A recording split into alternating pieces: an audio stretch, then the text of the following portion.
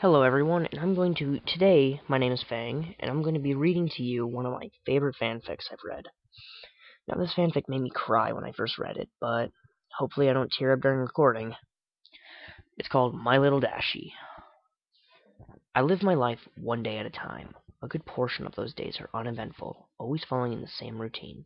I wake up, walk to work, walk home, then bum around until I go to bed.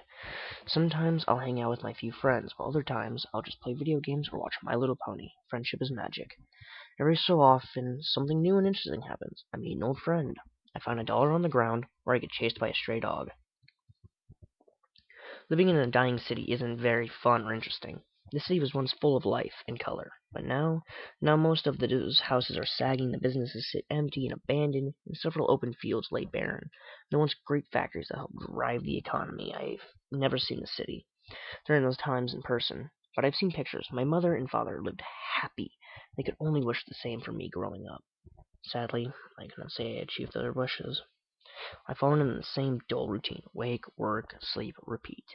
I do have some moments of bliss, but the daily struggles I go through outweigh the small moments of joy I have.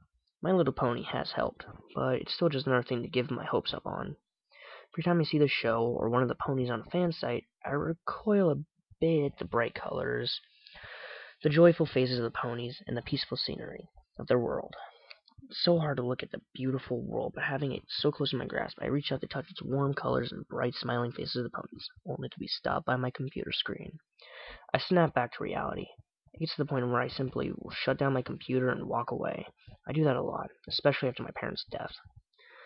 I go out for a walk. When I feel sad, I walk. When I feel tired, I walk. When I feel like walking, I walk. Walking has become my second life in a sense. I spend at least half my day outside along the crumbling sidewalks and decaying suburbs. I've seen people come and go. I've seen buildings torn down, burn up, or have so much graffiti on its walls that its original color is unrecognizable. I very rarely pass any other people on my strolls. Most people don't like to look at their once beautiful city. Their homes or former businesses. I don't blame them. In fact, I envy them.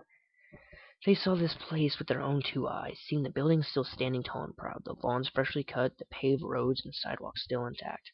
The only thing I've ever seen that even comes close in my mother's paintings.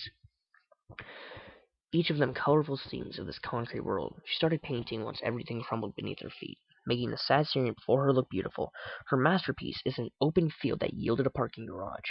Over it, she drew an amazing rainbow. My favorite picture. I guess that's why I like Rainbow Dash the most of all the other ponies. Her colors, the amazing sonic rainbow, all remind me of that picture.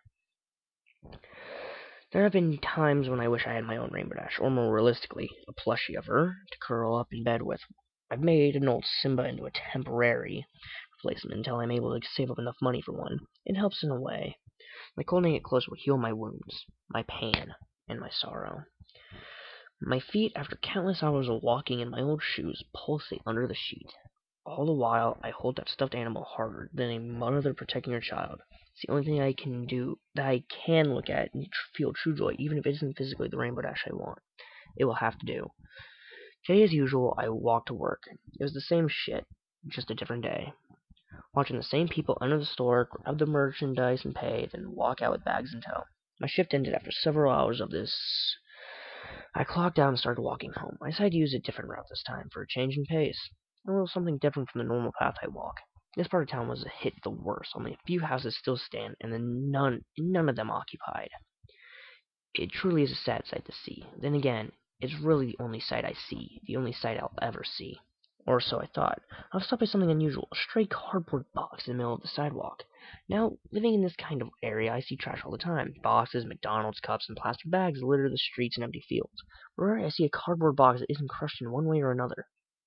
I noticed this particular box because it had to be in my way. During my younger years, I tried to do what I could for the community. I'd pick up trash when I saw it, or I'd attempt to help my neighbors. It was a losing battle. Nowadays, I'd given up on any hope of cleaning this city, much less my neighborhood. Now, I'll just pass the trash by, letting it blow away in the breeze or sit there and decompose.